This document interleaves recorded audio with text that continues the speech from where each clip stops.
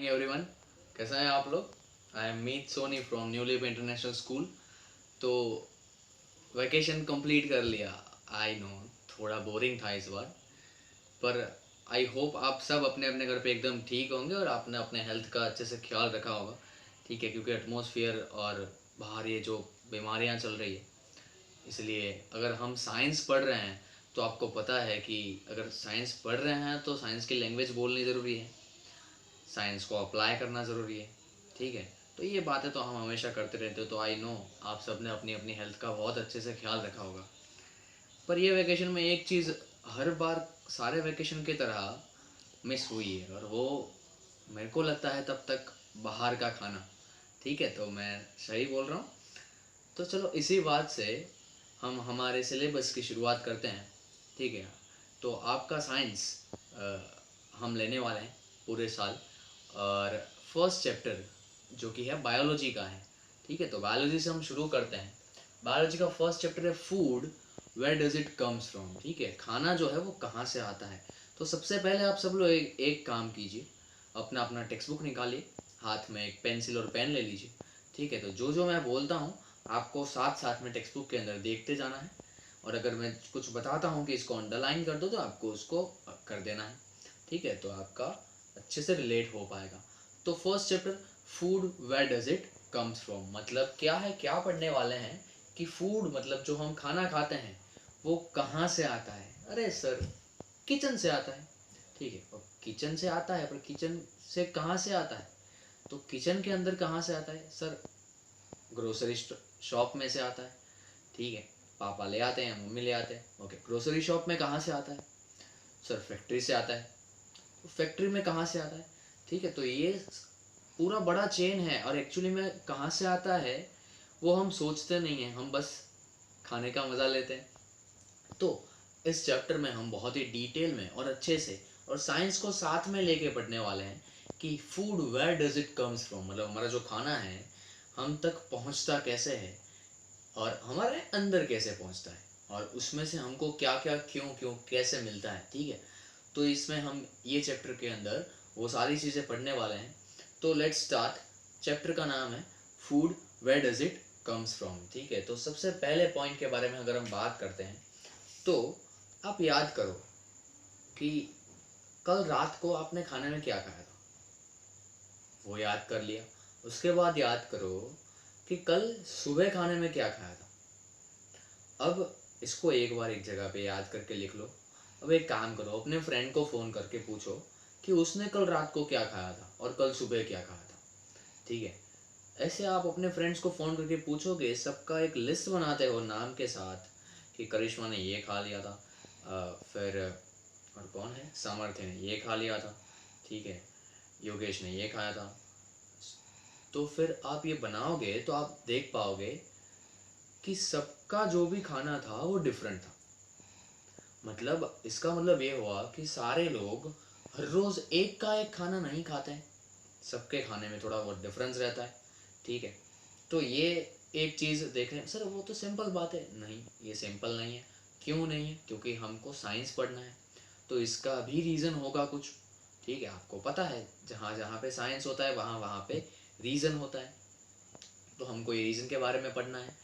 तो क्या है कि फूड वैरायटी, इसका मतलब कि हमारे रोज़ के खाने में फूड में वैरायटी होती है, मतलब सुबह जो खाते हैं वही चीज़ हम रात को नहीं खाते हैं, दूसरे दिन कुछ अलग होता है, तीसरे दिन और कुछ अलग होता है। ठीक है, तो मतलब क्या हुआ कि हमारे बॉडी को different different kinds of food, अलग अलग तरह के खाने की ज़रूरत है। ठीक है, तो इसके कारण हमारे रूटीन लाइफ में फूड में वैरायटी रहती है। ठीक है, तो अलग अलग टाइप के खाने हम खाते हैं। तो अब ये तो हो गया कि हमारे पास डिफरेंट टाइप्स ऑफ फूड मिलते हैं। तो ये डिफरेंट टाइप्स ऑफ फूड हमारे पास आते हैं, तो इसका मतलब डिफरेंट टाइप्स ऑफ फूड में से हमको different different types of energy मिलती है। मतलब कि अगर हम राइस और दाल खाते हैं, ठीक है, तो उसमें से हमको कोई पर्टिकुलर इंग्रेडिएंट्स मिलते होंगे, कोई न्यूट्रिशन मिलता होगा। ठीक है, हम रोटी खाते हैं तो उसमें से कुछ अलग मिलता होगा। तो हम वैसे ही अलग अलग नहीं खाते हैं, उसके पीछे भी बहुत सारे रीजंस होते हैं। जैसे अब बात करते हैं डिफरेंट फूड्स के अंदर डिफरेंट चीज़ें, मतलब वो कैसे बनते हैं।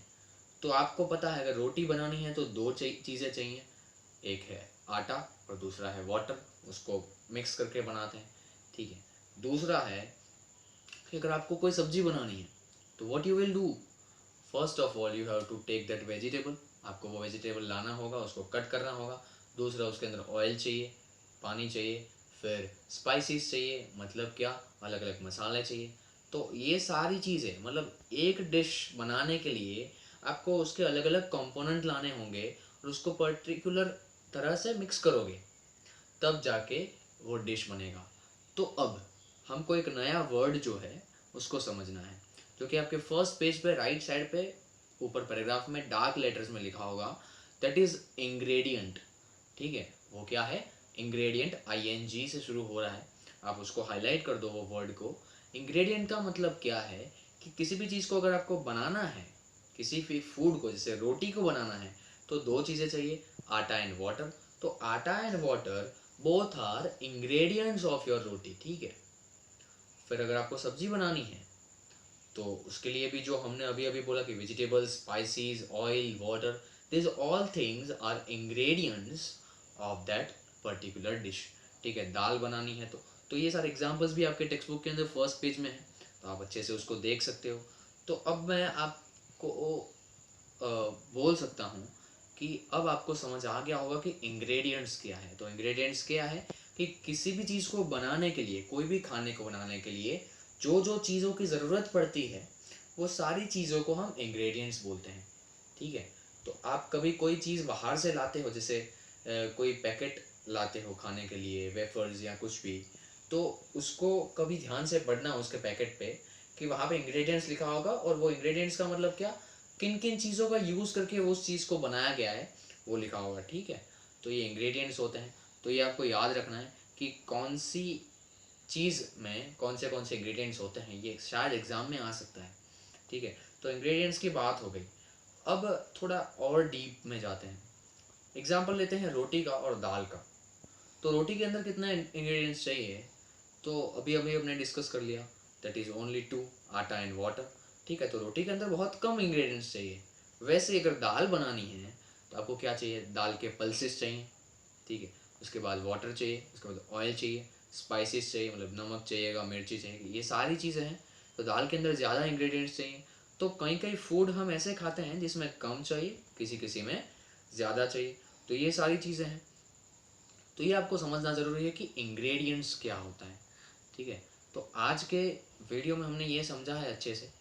तो अब आपका होमवर्क ये है कि आप इसको अच्छे से एक बार रीड करो, फर्स्ट पेज को, ओके।